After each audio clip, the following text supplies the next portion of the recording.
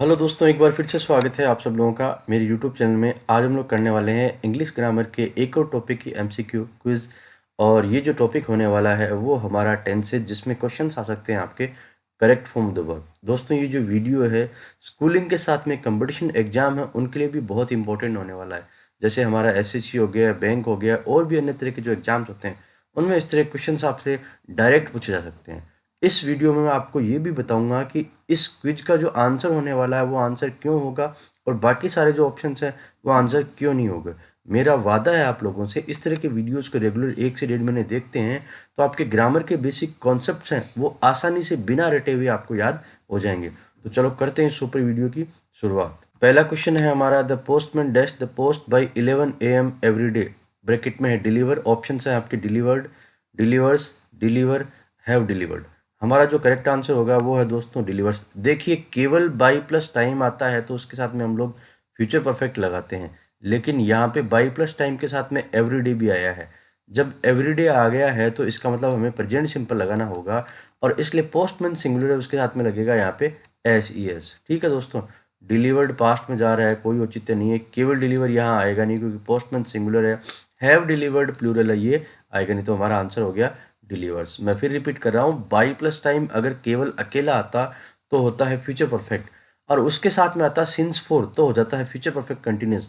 पर यहाँ आया है एवरीडे, इसलिए ये बन गया है प्रेजेंट सिंपल। पहला सेंटेंस है, while the doctor dash the patient there was an uproar in the hall. Bracket में है एग्जामिन। ऑप्शन है आपके examines, examine, was examining, has examine. आपका करेक्ट आंसर है वॉज एग्जामिनिंग। दोस्तों देखिए, यहाँ पे दो क्लोज हैं, उसमें एक तरफ दिया गया है there was an uproar in the hall, past दिया हुआ, तो इसका मतलब सीधी सी बात है कि दूसरे वाले पार्ट में भी पास्ट आएगा। अब यहाँ पे देखना है कि ये कौन सा वर्ब हमारे सामने आया है। वर्ब हमारे सामने आई है एग्जामिन। इस वर्ब में हमें लगता है टाइम ज़्यादा, तो इस प्रकार के सेंटेंस में जिस वर्ब में टाइम ज़्यादा लगता है, जिस काम में ज़्यादा टाइम लगता है, उसमें पास्ट कंटिन्यूस का हम लोग यूज करेंगे। एग्जामिन्स प्रेजेंट सिंपल है, वो आएगा नहीं। केवल एग्जामिन, ये भी प्रेजेंट है, ये आएगा नहीं। हैज एग्जामिन्ड, ये प्रेजेंट है, ये आएगा नहीं। तो इधर पास्ट दिया हुआ, तो ऑप्शन में एक ही बचा पास्ट का, वो हो गया हमारा वॉज एग्जामिनिंग। अगला सेंटेंस है, Priyanka dash to live in this locality recently. Bracket में begin, began, begins, begun, has begun. चारों ऑप्शन में से हमारा जो करेक्ट आंसर है वो है दोस्तों हैज बिगन। देखिए, यहाँ पे क्लियरली दिया हुआ है recently, yet, just, already, till now, so far, recently. इस तरह के वर्ड जब भी आते हैं तो हमें प्रेजेंट परफेक्ट का यूज करना होता है।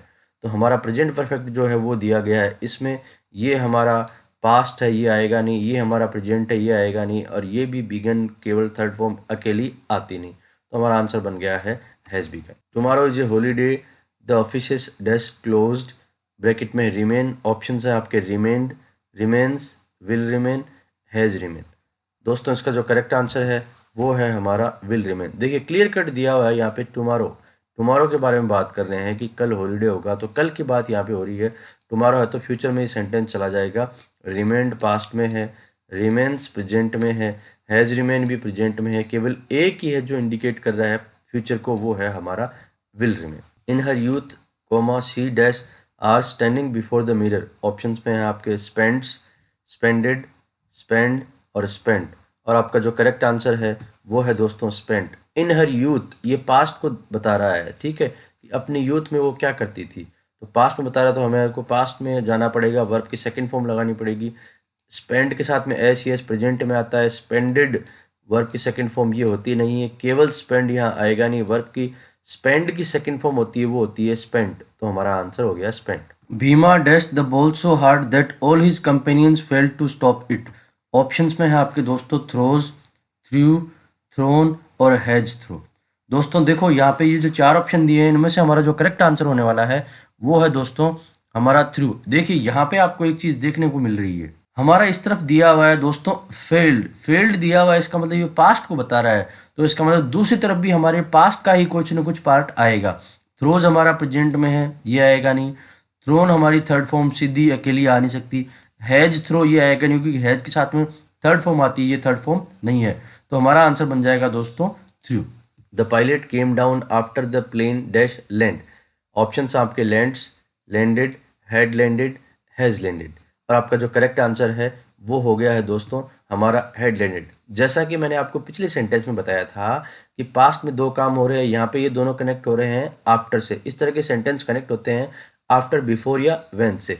तो यहाँ पे एक काम हो गया है पास्ट सिंपल में, ये आ गया पास्ट सिंपल। तो दूसरे काम में हमारा क्या आ जाएगा, पास्ट परफेक्ट आ जाएगा।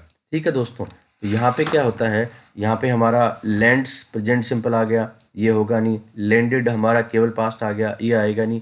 हैज़ लैंडेड ये प्रेजेंट परफेक्ट है, ये यहाँ आएगा नहीं।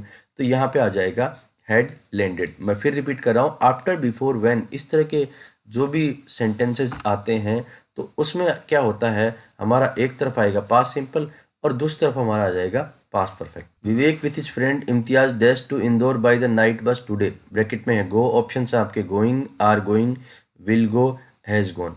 और इन चारों में से हमारा जो करेक्ट आंसर है वो है दोस्तों विल गो। देखिए यहाँ पे बताया गया है कि फ्यूचर की बात की जा रही है। यहाँ पे कह रहे हैं बाय द नाइट बस, आज की नाइट बस से वो जाएगा। केवल गोइंग यहाँ आ नहीं सकता। आर गोइंग, यहाँ पे देखो विवेक और फ्रेंड को जोड़ा गया है विथ से। विथ जब भी आता है तो हमें पहले सब्जेक्ट को फॉलो करना होता है। तो पहला सब्जेक्ट विवेक है तो सिंगुलर आएगा, आर प्लूरल है, ये आएगा नहीं। हैज गोन, इसका कोई लेना देना नहीं है, प्रेजेंट परफेक्ट यहाँ आने का कोई मतलब नहीं है, तो ये कह रहा है कि वो जाएगा। तो हमारा आंसर बन जाएगा विल गो। अगला सेंटेंस है Seema had better dash T for me. Options में है आपके मेड, मेक, मेक्स और हैज मेड। और इन चारों में से हमारा जो करेक्ट आंसर है वो है दोस्तों मेक। देखिए ये जो कुछ वर्ड्स होते हैं, हैड बेटर हो गया, वुड रादर हो गया, डिड हो गया, मॉडल हो गया, इनके बाद में हमेशा वर्ब की फर्स्ट फॉर्म आती है और वर्ब की फर्स्ट फॉर्म हमारी यहाँ पे दी हुई है। ये सेकंड फॉर्म आएगी नहीं। मेक के साथ में एस यस आएगा नहीं। हैज़ मेड यहाँ ये इसका कोई उचित नहीं है, तो हमारा आंसर बन गया है मेक। मैं फिर रिपीट कर रहा हूँ, इस तरह के वर्ड हो गए, हैड बेटर हो गया, वुड रादर हो गया, डिड हो गया, मॉडल हो गया, टू हो गया, इनके बाद में जब भी वर्ब आएगी तो वो केवल फर्स्ट फॉर्म आएगी। She dash to her village every month. Bracket में है गो, ऑप्शन है आपके गोज, गो, गोन और हैज गो। और दोस्तों आपका जो करेक्ट आंसर है वो है हमारा गोज। देखिए यहाँ पे आप साफ साफ देख लीजिए, एवरी मंथ दिया हुआ है। एवरी मंथ जब दिया हुआ है तो उसका मतलब प्रेजेंट सिंपल आएगा, और सी के साथ में एस यस लगेगा तो गो आएगा नहीं। गोन थर्ड फॉर्म अकेली कभी आती नहीं है। हैज गो तो ये तो कुछ बना नहीं, क्योंकि हैज है के साथ में हमेशा थर्ड फॉर्म आती है। तो हमारा आंसर बन गया है दोस्तों गो। दोस्तों उम्मीद करता हूँ ये वीडियो आपको पसंद आया होगा। इसी प्रकार के अन्य वीडियोज़ को देखने के लिए प्लीज़ हमारे चैनल को सब्सक्राइब करें, जहाँ हमने 400 से ज़्यादा क्विज के वीडियो डाल रखे हैं। Thank you so much.